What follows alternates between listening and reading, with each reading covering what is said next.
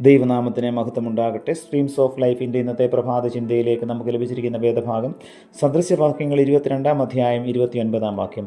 പ്രവൃത്തിയിൽ സാമർഥ്യമുള്ള പുരുഷനെ നീ കാണുന്നുവോ?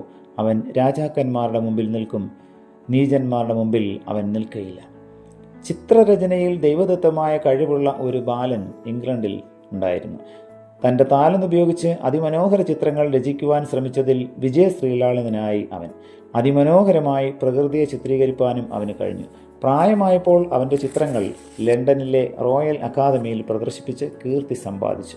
ധനസമ്പാദനത്തിനും ചിത്രരചന അവന് സഹായകമായി.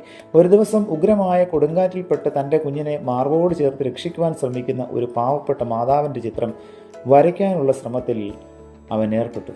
ആ സ്ത്രീക്ക് പല വീട്ടുവാതിൽക്കലും മുട്ടിയെങ്കിലും ആരും അഭയം നൽകിയിരുന്നില്ല.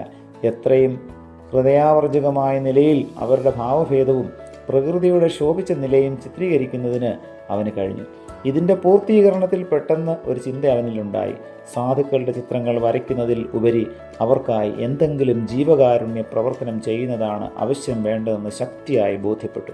താമസം വിന സാധുജന ശുശ്രൂഷയ്ക്കായി മുട്ടിന്മേൽ നിന്ന് തന്നെ അവൻ തന്നെ പ്രതിഷ്ഠിച്ചു. ചിത്രകലയിലുള്ള പ്രവർത്തനം നിർത്തി ഓക്സ്ഫോർഡ് സർവകലാശാലയിൽ ചേർന്ന് അഭ്യസനം കഴിഞ്ഞ് കുറേ കാലം ഇംഗ്ലണ്ടിലെ ചേരി പ്രദേശങ്ങളിൽ പ്രവർത്തിച്ച് അനേകർക്ക് അഭയം നൽകി. ഒടുവിൽ ഒരു മിഷണറി ആകുന്നതിനുള്ള ഒരു ദൈവവിളി അവനുണ്ടായി. ആഫ്രിക്കയിലെ ഉഗാണ്ടയിലെ മിഷണറിയായി 21 വർഷക്കാലം ത്യാഗസമ്പന്നമായി അവൻ പ്രവർത്തിച്ചു. ഉഗാണ്ടയിലെ ബിഷപ്പായി സേവനമനുഷ്ഠിച്ചു വരവേ പ്രായാധിക്യം മൂലം സേവനത്തിൽ നിന്നും വിരമിച്ചു. അദ്ദേഹം ജനങ്ങളുടെ പ്രിയങ്കരനായ ഇടയനായി തീർന്നു. അദ്ദേഹമാണ് ഉഗാണ്ടയുടെ ബിഷപ്പ് ടക്കർ. അദ്ദേഹം പിരിയുന്ന വേളയിൽ താൻ സ്ഥാപിച്ച മഹാ ഇടവകയിൽ ഏകദേശം 70,000 അംഗങ്ങൾ ഉണ്ടായിരുന്നു. പ്രിയമുള്ളവരെ, കർത്താവ് എനിക്കും നിങ്ങൾക്കും നൽകിയിരിക്കുന്നതായ വിവിധങ്ങളായ താലന്തുകൾ അത് പൂഴ്ത്തിവെച്ച അനുഭവത്തിലാണോ? കർത്താവ് നൽകിയിരിക്കുന്ന താലന്തുകൾ ദൈവനാമ മഹത്വത്തിനായിട്ട് ബിഷപ്പ് ടക്കറിനെ പോലെ നമുക്കും ഉപയോഗിക്കാം. ദൈവത്തിൻ്റെ പരിശുദ്ധാത്മാവ് നമ്മെ അതിന് സഹായിക്കട്ടെ. പ്രിയ കർത്താവെ, ഞങ്ങൾക്ക് നൽകിയിരിക്കുന്ന വിവിധങ്ങളായ താലന്തുകൾക്കായി നന്ദിയോടെ സ്തോത്രം.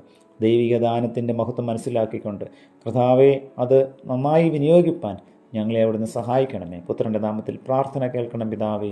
ആമേൻ.